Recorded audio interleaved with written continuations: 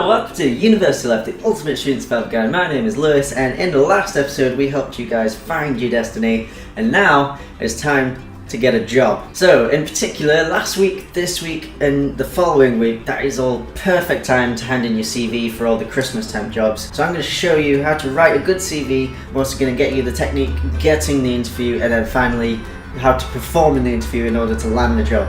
Yeah, this used to frustrate me a lot. I used to find myself not getting the job or just forcing myself to settle for one that I didn't want, but I think I've finally figured it out because, you know, I've been offered multiple jobs and I've actually had to turn down people for the first time ever, so it's a good feeling and I want to share that feeling with you. So the first step to landing yourself the job that you want is to write a really good CV that can compare to anyone. So we'll do that now. So when it comes to CV writing, there's a lot of simple steps that you need to take to make sure that yours is in good condition, and it's amazing how many people don't do this. So some of the stuff might sound a little bit patronizing if you're the type of person that's already got this out of the way, but I'm going to tell you just in case you don't know. So we're going to start off with the format of your CV. So you want it to be 2 A4 sides. So preferably it's better to fill the page. In terms of font, you want to really just stick to Arial 11 or 12. You don't really want your text to be bigger, but like I said, if you don't have enough to fill those 2 pages, then, you know, just make the font size a bit bigger. It always looks better. So at the top, you want to have your name and CV written on it. So if it was me, it'd be Lewis Griffiths CV. You want all your contact details. So you want your address that's relevant to the job. So if you're applying at university, use your term time address. Don't use your permanent home address. Give them your email and your phone number. And now, okay, so with the email, make sure it's just simple. It's just your name and it's just Gmail. I don't want any stupid Hotmail accounts, you know, like mattiswicked9@hotmail.com. None of that bullshit. Just have a nice professional email. If you don't have one, make it specifically for the jobs.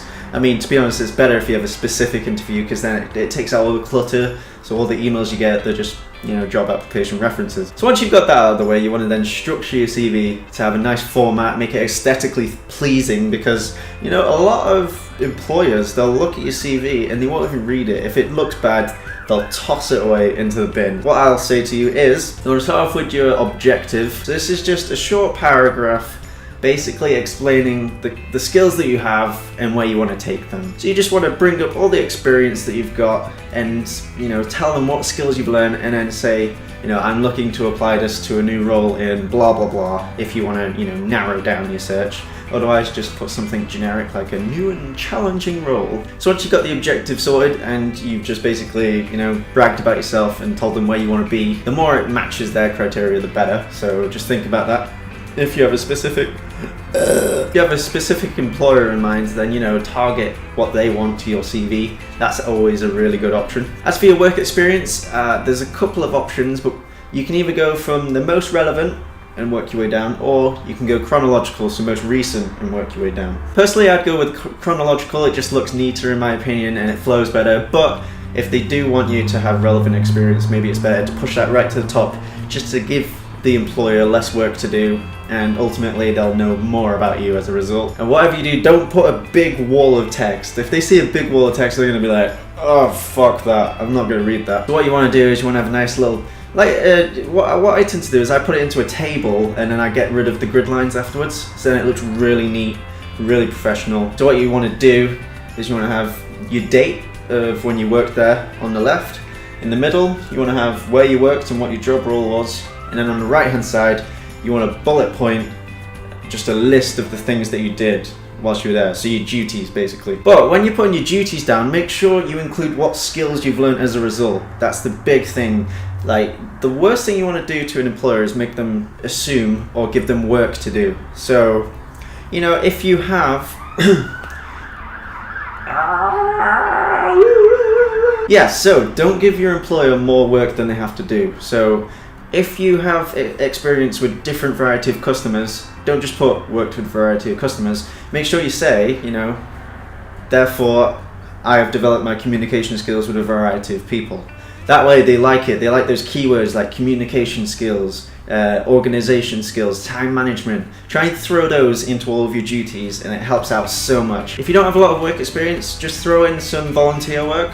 That always helps to to bolster your CV. They also appreciate it, someone who's willing to work for free just to get some experience.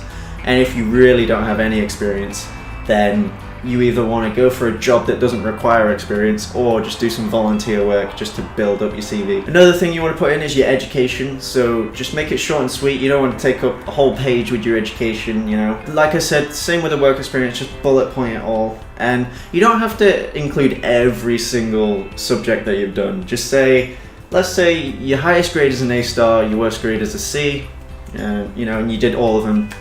Just put 13 GCSEs, A star to C, including A in maths and A in English or something like that. You know, the only thing they care about is maths and English and the amount that you've got. That's pretty much all they care about. They don't want to be sifting through all your different subjects. For your A levels, however, you do want to specify which ones you've done, and you want to specify whether it's A level or AS level. And then lastly, you just want to put like interests and hobbies at the bottom. You just want to do this just to show the employer that you're actually an interesting person, so that when they do hire you, you're not just this boring work machine that does nothing and says nothing. But having said that, don't put the stupid like, I like to go to the cinema with my friends and I like to play football on the weekend. When you do that, you just sound like you're doing some, you know, foreign languages exam and they've just translated it into English. You know, do things which they're going to look at it and be like, whoa, this guy's interesting, I want to talk to him about that. Or her.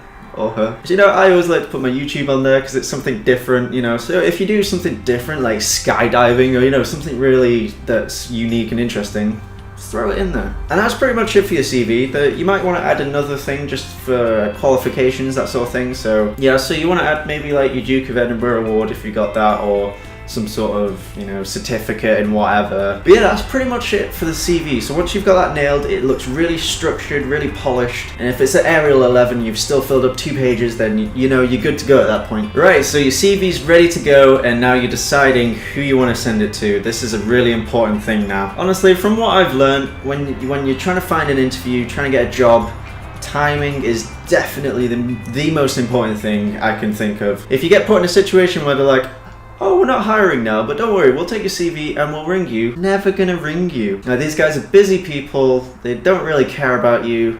Like, for example, in Nando's, if they don't hire you on that day and they say they're putting your CV away, they literally just throw it in the bin. That's what my brother told me. So be cautious of that. When you go to the place that you're hoping to work for, you know, always ask for the manager. Don't trust anyone. You know, if you want it done, get it done right. Go straight to the manager, give them the CV. And like I said, timing is everything. But lucky for you, last week, this week, and the next week, this is all the perfect time to get the CV in and get the highest chance of getting a job, especially for these Christmas temp jobs. Now, because you're a university student, I would keep this in mind. When you're applying, it's better to apply for the big franchises, that way you can transfer. So you want to get somewhere where you can actually transfer and keep the job over the summer, and then transfer back to your uni when you go in September. Because I've realized with these little small local places, they don't give a shit that you're a university student. You know, they'll want you to work all the holidays, they won't let you go home for Christmas,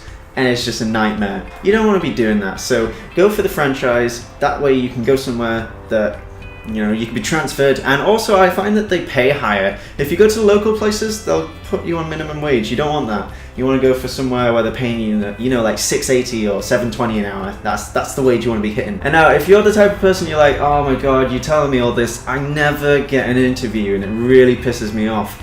If you're that type of person, what I can say to you is go for these franchises, but specifically go online and do all the applications that require you to do a questionnaire or some sort of quiz. Because when you do these, it's not about necessarily your CV getting you in, it's about, they want to know your personality. So, you know, you'll probably do like a multiple choice, they'll give you different scenarios, and then if they like you, you get guaranteed an interview at that point. So that could be a really good option for you if you're just getting really frustrated and you're like, you know, I want to do this, but I don't have the experience compared to someone else. You know, there's nothing more annoying being a 20-year-old and losing out a job to, say, a bar or River Island because some 15-year-old's done a year in H&M or some bullshit like that. You know, they don't need the job, you do. You're a university student, you need the money. So go for these questionnaires, that way you're going to maximize your chances of getting an interview at least. Okay, so your CV is nice and polished.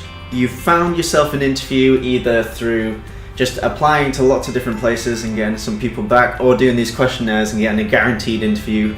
Either way, it's interview time, and now it's time to really shine and show yourself above the rest of the crowd. Firstly, the thing I've found that actually makes the biggest difference, and I don't know how people, how everyone doesn't do this, I don't know, but literally, just go onto the company's website and just read their About Us page. Literally, if you can go into that interview and you can tell them everything about their company and basically tell their company how great they are and what you've learned about them, they're going to soak that up, they're going to love you, they're going to listen to you, and they're going to be like, oh yeah, this guy likes us, I like this guy. Like, if you start an interview talking about yourself, bad idea. You've just built this company up to be a great thing. The question they're going to then ask you is, okay, you've told us we're great, why should we hire you? And this is the point where you can bring in all your experience, everything you've learned, it's all transferable. So, your communication skills, your time management, reliability, these things are all massive skills that people love. Like I said with the CV, don't make them work for the information. Don't make them assume anything. Tell them exactly what it is. Tell them, I did this shift consistently every week.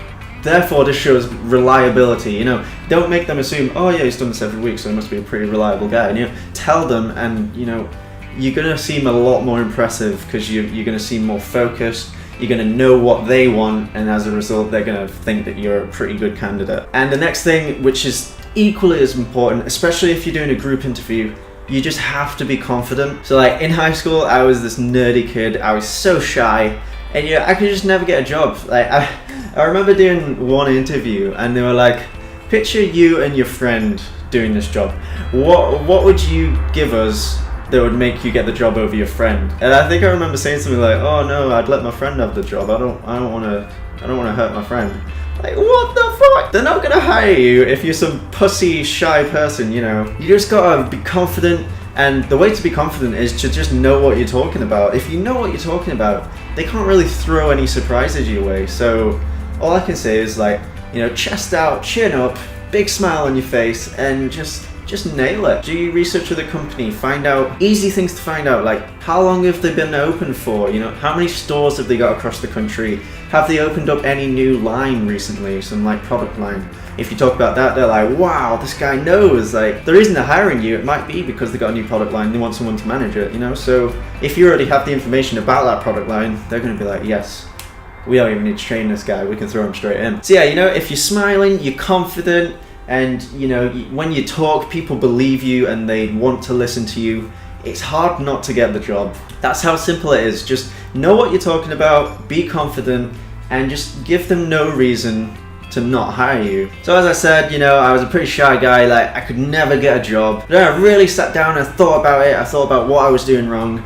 And I feel like this list here, well, this has got me multiple jobs, and I've actually had to turn some down. I'm gonna have to turn a job down today. So the one thing I can't teach you is how to reject people, because I'm terrible at it. I'm crapping my pants for this phone call. I'm so used to being rejected, I don't know how to say no to someone. So, when you get all these jobs, it's up to you to figure it out. But with that is the end of this video. So I hope you enjoyed it. If you did, leave a like, leave a comment if you still got any questions that I didn't explain, or if you think that you got a really good tip that you could share with someone else, just leave it in the description. And if you're new, subscribe and join the union, and this is a big deal, so I'm gonna give you 100 life points, and apart from that, I'll see you in the next video. So yeah, bye!